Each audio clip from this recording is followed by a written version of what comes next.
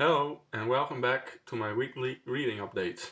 This has been one of those satisfying reading weeks where multiple reading arcs either closed or began, with me finishing one book and starting two new ones. So first off, I finished The Eyes of the Dragon, which is written by Stephen King, who most people associate with horror fiction. But with this book he clearly proves he can carry a range far wider than that. Now I went into this book prepared for its reputation, simple prose, fairy tale framing and uncomplicated fantasy. And yes, those elements are absolutely present, but what surprised me is how deliberately constructed that simplicity feels. It reads like a bedtime story told by a fire rather than a big epic story. So what is this book actually about? We're following the two sons of a king, Peter and Thomas. One is noble and admired, the other is more clever and more bitter. And both are shaped by a childhood under a court wizard whose influence stretches into every part of the kingdom. That wizard, Flag, operates like a whisper more than a shout.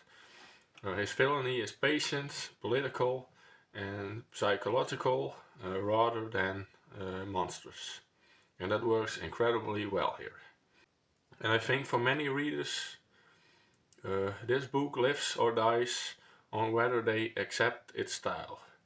If you expect a sprawling fantasy, you'll bounce off. But if you lean in and let the story be what it wants to be, it actually becomes pretty compelling. Structurally, this book has momentum issues in the middle. In my opinion, it sets up strong. Prince is framed for a murder. The kingdom is destabilized and the other brother with a conscience is pulled into different directions. But the middle stretch leans heavily on that fairy tale lure without deepening its emotional stakes. There were moments where I wanted more inner conflict, more texture and just more friction. But then the third act hits and suddenly everything sharpens. The plotting tightens and the consequences escalate. And the book regains the grip it loosened in the middle. It doesn't rewrite itself into a masterpiece, but it absolutely finishes stronger than it wanders. So my final rating mirrors my reading experience. Mixed but fun. And it's a book I'd recommend to some. If you're introducing someone to fantasy via a voice similar to fairy tales, this is a strong pick. And if you enjoy other Stephen King novels, I think you will just like this one. And if you haven't read King before and you don't like horror, this is a good one to try to see if you like his writing style. It's definitely a Stephen King book. Then next I started The Two Towers by J.R.R. Tolkien as part of the group read-along for December. Now I'm still early in, but I'm already struck by how smart the structural widening feels after the Fellowship's contained journey. This book splits the Fellowship's path into distinct narrative parts.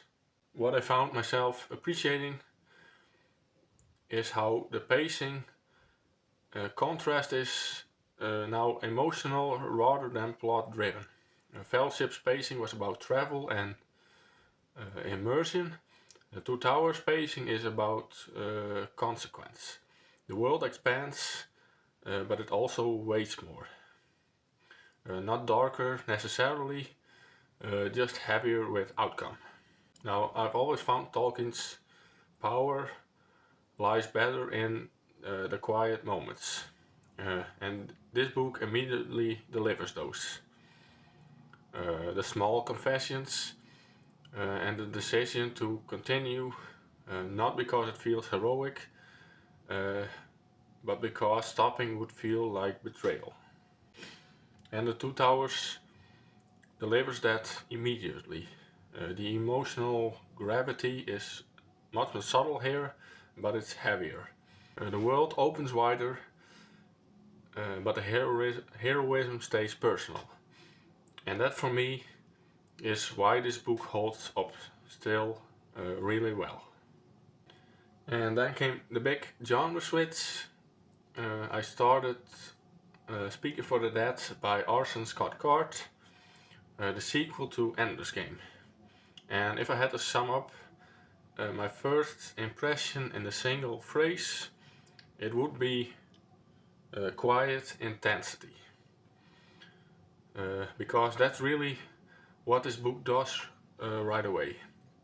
It shifts into a space where the most important events don't happen on a battlefield, but it's around belief, consequence, culture, guilt, and understanding. It asks its questions gently, but it expects you to think about them seriously. The premise, at its core, follows a future shaped by the ending events of the previous novel Ender's Game.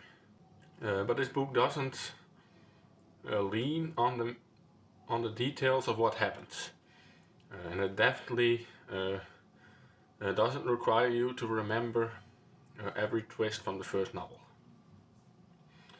Instead, it treats that history like a shadow behind the world, visible, influential, but it's not re-explained through exposition dumps or plot recaps.